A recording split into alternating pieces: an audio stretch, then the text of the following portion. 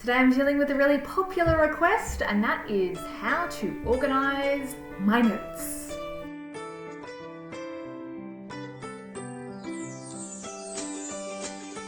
This video I'm going to talk a little bit about the style and structure of notes, which I think is really important. I think note organization is a really personal thing, so it's important to experiment, but I will just share some examples or some suggestions that I have from my own personal experience. Also, because a lot of you have requested some guidance on how to structure and organize your notes in relation to English, I will also give you a couple of tips on how to organize your notes for each module.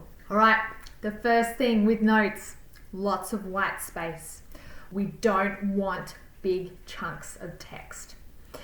It's really important that you have lots of space between your notes and they're really spread out. Make sure the fonts are reasonable size, at least maybe 12-point size, and that there is plenty of space between all of your ideas. I think it's really important to have a hard copy of your notes, so if you would prefer to type them up and then print them out, make sure that you do that. You should never be revising notes off your laptop or off a screen. Likewise, in my previous video about study and good study practice, don't have your notes covered in highlighter. Whatever is on your notes should be all the information that you need, and you should not need to go to further depth to identify more key information on that. Getting your notes written right the first time is really important. I also recommend a lot of students to handwrite their notes over and over and over again. Not only does it help get that information into your brain, but it also develops your hand muscles, which are particularly important if you are writing, 3 essays. Keep your notes simple. Again, I said before, we don't want big chunks of text, but you want your notes to be trigger points. Organize things into dot points. Remember in the video where I talked about retrieval practice, having good notes is another way of developing that retrieval practice because you are testing yourself. So when you have particular trigger words that inspire a quote, which then inspires a technique, that's how we develop these schemas and these mechanisms within our brain to help retrieve the content when we need it. It's also important that you organize your content in a way that makes sense to you. So across all of your subjects, these can be driven by dot points. So I've seen examples where we have the syllabus dot point across the top and then maybe 5 examples or pieces of evidence that equate to that dot point. Speak to your teachers about your particular subject and ask for their advice on the best way to organize notes, because your teachers will have so many hot tips for you. It's really important that you are utilizing them when you can. Mind maps are another great way to help develop notes and remember content. It's also a really sophisticated way of making connections between content. Particularly in English, it's important that we are connecting different sections or different texts, and so it's really crucial that you have some notes that maybe align those ideas together. There are plenty of scaffolds online. If I can find any links, I will link them below. Another question I get a lot about for English and notes is quote selection. How do I pick the right quote? How do I know which quote's right for me? First things first, avoid the ones that appear in online sample essays and in the study guides. They are common, so common. As someone who is HSC marked, you kind of get an indication of what students really latch onto and the quotes that they really like, and reading essays over and over again with the same quote can get a little bit challenging. So it's important that you are choosing quotes that really speak to you.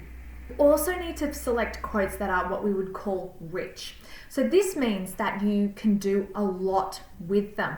This doesn't necessarily mean that they go for lines and lines and lines, or they're big paragraphs so you need to remember. No, we want quotes that are layered, and you want a rich quote that you can apply to different contexts. So when I talked before about making connections across text and between ideas, thinking about quotes that can apply to lots of different ideas are the ones that are really going to be able to work for you.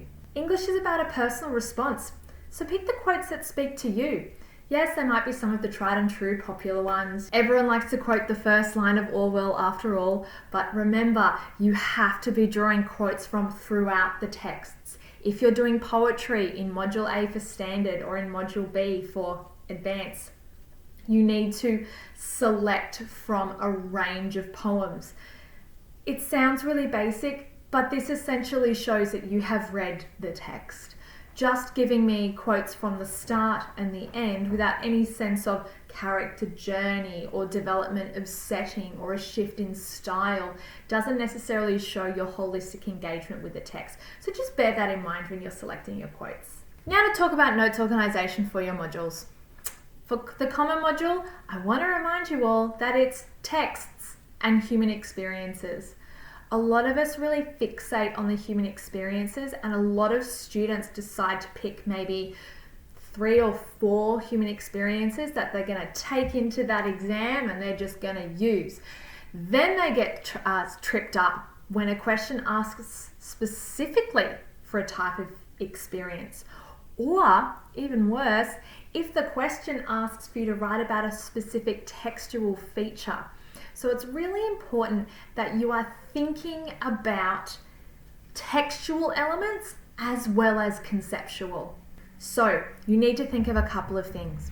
What are the dominant experiences in the text you have studied? And what are the dominant textual features? This can include character, setting, style, genre. Think about, why is this text on the syllabus? What gives it its value, its integrity, and really unpack that and have evidence that shows this as well. Look at the sample questions that are online. Obviously, this is still a fairly new syllabus, but there are tons of practice questions available to you out there. Look at the types of questions that they ask and think, right, do I have content organized to respond to this particular style of question? For Module A Advanced, it's really important that you are making connections between the texts. The whole point of the module is to understand the connections, shifts, and elaborations on values and attitudes between 2 different contexts. If you are not up to speed on your 1990s America and your Shakespearean England, you really need to get ahead of that and think about how that context has bled into what a particular composer has produced. All of your notes need to be organized in a table where the content is side by side, because it's important to think, right, what does Shakespeare do and what does Puccino do, and then what do we get as a result? You also need to think about, what is the purpose of examining texts over time? What do we get out of comparing these 2 texts? For Standard English, you need to think about the relationship between identity, culture, and language, and how the language forms and features in the poetry you have studied reveals particular ideas about culture, about identity, about how the composers perceive themselves. Go back to your rubrics. This applies for Advanced and Standard. Divide your rubric into all of the key words and think, what do I need to know about this particular phrase within my rubric? What does that mean? What's my opinion? All right. In the Standard one, as an example, they talk a lot about assumptions and self-perceptions.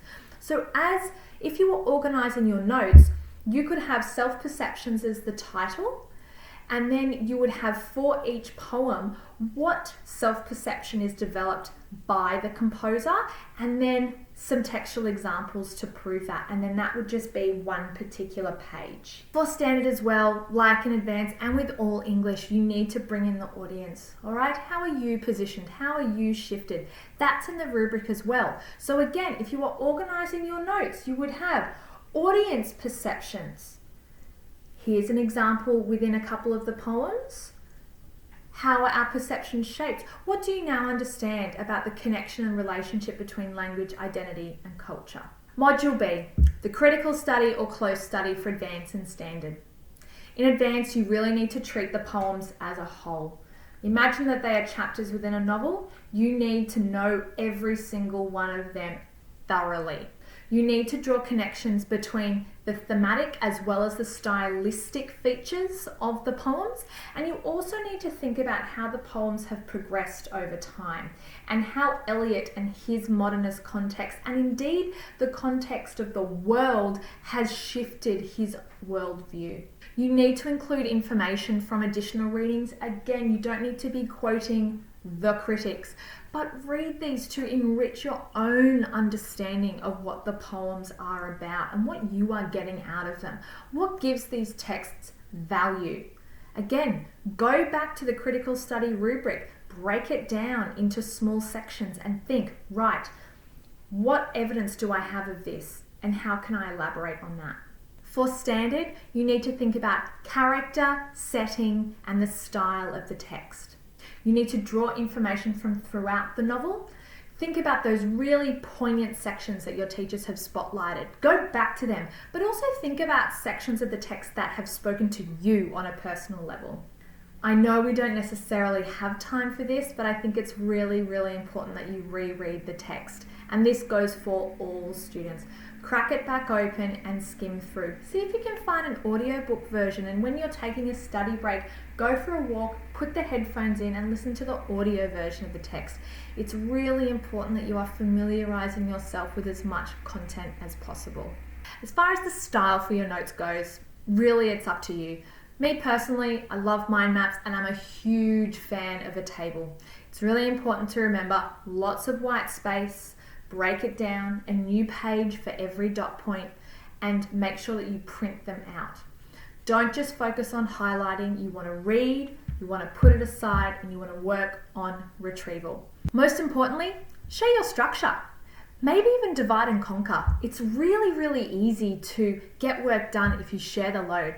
So maybe form a little study group and allocate sections to each person in the study group. Come up with a style and make it a really collaborative experience. It can be really quite, fun and social if you stick to the work involved. So there are some tips on how to organize your notes. Hopefully there is a little bit of help in there. Good luck with your organization and keep up the good work.